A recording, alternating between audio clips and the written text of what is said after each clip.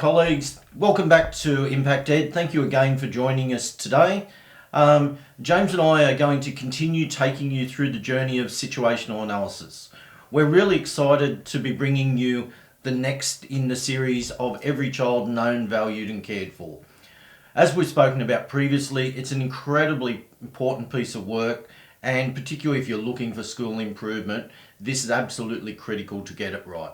We know that there are 4 components that we've called out under Every Child Known, Valued and Cared For. We've got our attendance, which we've asked you to focus in and really drill in and have a look at the impact that attendance is having on your achievement. We've looked into suspension, and again, we've broken that up to look at the number of days that are being lost through suspension. You've conducted a well-being self-evaluation using one of 2 tools, and today we're going to go through Tell Them From Me and unpack the 3 components that sit within your system negotiated school targets. So James, would you like to take us away? Sure. Okay, Steve, so in looking at Tell Them From Me, we're going to follow our little protocol of looking inward, looking outward and looking forward.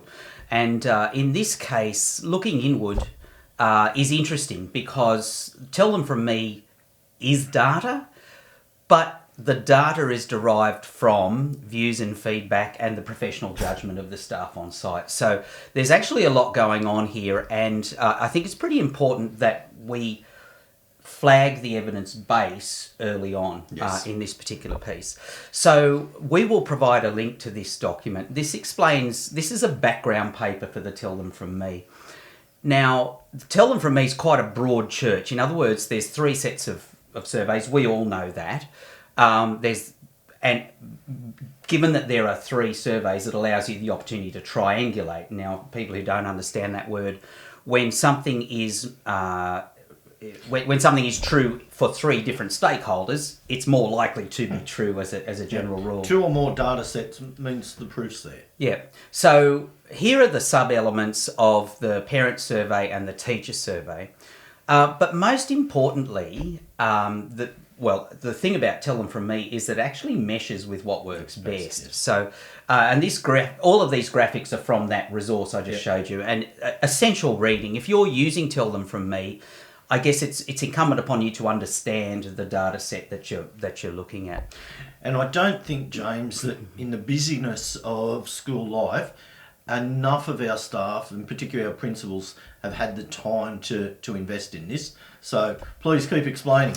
All right, so that's kind of the background to the big picture thing. Now, we don't have our own Tell Them From Me portal, but the good thing about Tell Them From Me is it also siphons a slice of the data off into Scout, and we'll get to that bit a little later on. But if you are one of those principals who have a staff that kind of say things like, why do we have to do this PBL? Why do we have to have learning intentions? Why do we have to do these various things? This paper actually calls all of that out. And it throws these sorts of findings up. Now, most of you, like me, will go, oh, well, that just seems like common sense. But this is actually the evidence base, which explains why they're important. So high expectations. I mean, we know it matters. We know the difference it makes. Yeah. And yet it doesn't exist everywhere. And no, it doesn't. So, why should I have all of those conversations with kids and make them understand that they can do better? Well, there's the evidence base there. Well-organised lessons, Steve. Go figure. I think I remember that from my first year in uni, James. Positive student-teacher relationships, and positive behaviour and attendance. So look, that's the evidence base. So before we go looking at the data, it's important to know why that data set is being collected. And this one's a bit nebulous, is that students' perceptions of adult support for them does tend to dip from year 6 through the early years of high school. So that's a problem that we have to deal with system-wide. So let's pause for a moment. I want to actually cut from here and go and look in Scout and look at the student data that we can look at through Scout. So let's stop here. So James, we're back in our favourite Scout. Okay, so a couple of things are really important here.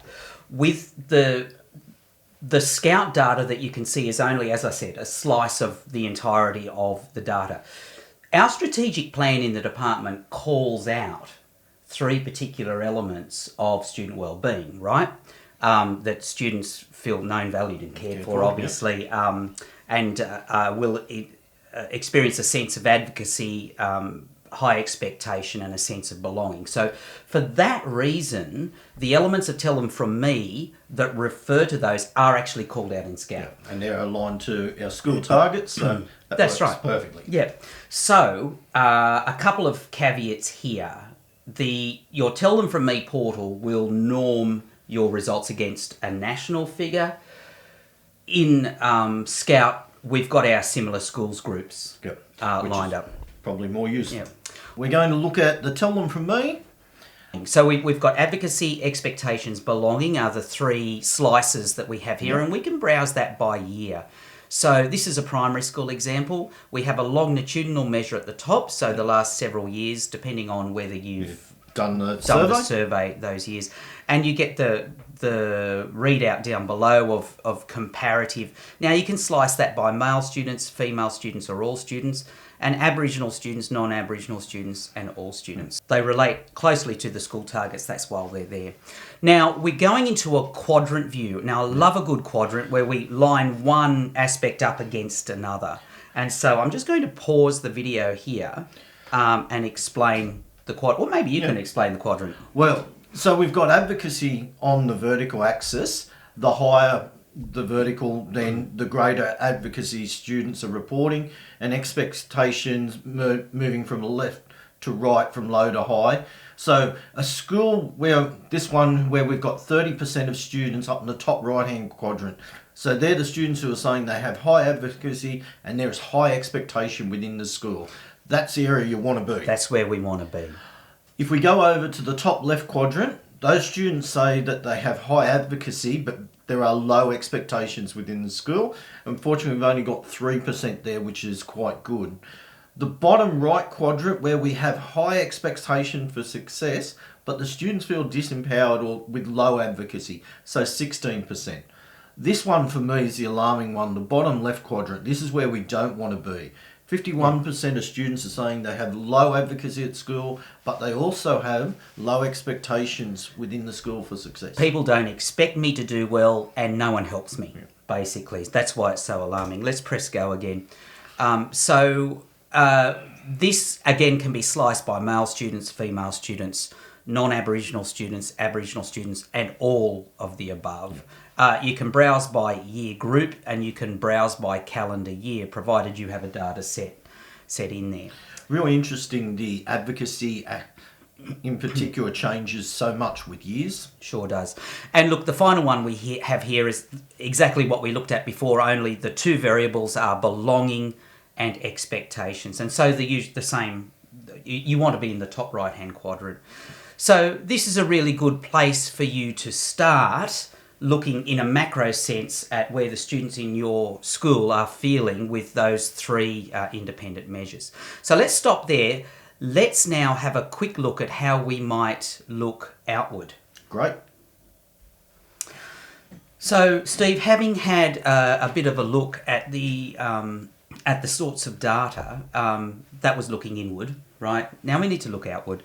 And I've chosen 3 specifics for looking at, with 3 specific research bases, and they are the ones that line up directly with that advocacy, expectations for success, and sense of belonging. These are easy reads. These are very quick. They give us a window into a review of the research. They're great papers. Excellent. The other things you start considering here are the opportunities in terms of your local school services team, what programs can they operate in your school, and the priorities. And I'm saying the priorities are pretty much governed by our strategic priorities. Yep. And the need for you to deliver a situational analysis that responds to student wellbeing. But I think we know in our next episode, James, we're going to come back and synthesise all these findings. But I'd be urging principals to keep in the back of their mind attendance. If your results are showing a low sense of belonging, a low advocacy, a low sense of high expectation, that might be the clue as to part of It's chicken and egg. Is that why kids aren't coming, or is... Yeah, these things are highly interrelated. All right, so here's the first document, Supporting Advocacy at School. This document is an easy read. It's only a few pages long, but it calls out the way forward, which is why I've chosen it. It's talking about how to connect with students. It gives some really specific instructions and connects you with schools across the state that are demonstrating these, encouraging student voice and providing targeted support. It's a really, as I said, quick and easy. Now, while they're easy to search on the Susie website, we'll have them as links below this episode, but they'll also be in our cheat sheet resource that comes out with our research episode that's coming up in just a couple of days. Excellent. The next paper is around supporting high academic expectations. All right, so the how-tos here are differentiated instruction and personal goal setting. All across the state, really good teachers are going, oh, duh. Like, really? But this personal goal setting and case management is a theme that's just coming back. Yeah, look, it's still my belief that every student should have their own personalised learning and support plan. And look, you can tie your shoelaces now, so I'm getting there. It's working for you. Providing feedback and engaging students in classroom interactions. And there's a piece in this one around the expectation of the teacher to be the lead role model in the setting, so it's really important. And the third one that I've called out is supporting students' sense of belonging, positive relationships, minimising bullying. I will not have it that principals don't understand that bullying happens in every setting. It's about vigilance and management of it. Yeah, not accepting it, and the viewers will have seen you constantly picking on me. And leading by example in the classroom, and again, the importance of the classroom teacher as the lead role model for all of those young people in their care. All right, so there's the three evidence bases that I've chosen. Now, looking forward, I think we mooted earlier in this discussion that this is going to be a fully integrated approach. We're going to look at the suspension, the attendance, and so on. I will throw up one more piece of research base for this, particularly for our secondary colleagues. Yeah, great paper, this one. Yeah, look, and it's a few years old now, but it really calls out the interrelatedness of all of those measures that we've been speaking about. How positive student behaviour affects attendance. Both of them affect academic interest and vice versa. I think you were saying this a minute ago. Effective teaching practices and expectations for success. All of that translates, and this is what you were just making mention of. So great minds think alike, even though I do all the work, right? Yes. Days missed equals years lost, and I think everyone has seen this. So anyway, look, that's it for the Tell Them From Me. We're putting all of those resources or links to them on the web page. But I still think that there's an opportunity, having gone through this process, that a school might employ the QDAI. What question is really driving you crazy that you need to go out and seek secondary data source for? Or it could even be that we're almost at that point for a theory of action where you're going to write down, if we, then the impact and the evidence base on which you would do it. But remember, at this stage, we're not asking you to come up with your strategic directions, but you should be starting to let those ideas crystallise, and they'll start to solidify in the next few weeks. I would be suggesting that those three papers we've called out around advocacy, belonging and expectation would be highly suggested reading for all classroom teachers. If I was a principal, James, there's not just highly recommended, it'd be non-negotiable. Yeah, right. Okay, look, that's it for today. Thank you very much. Goodbye. So long. Farewell. Auf Wiedersehen. Good night. Good night. Yeah, I forgot good night.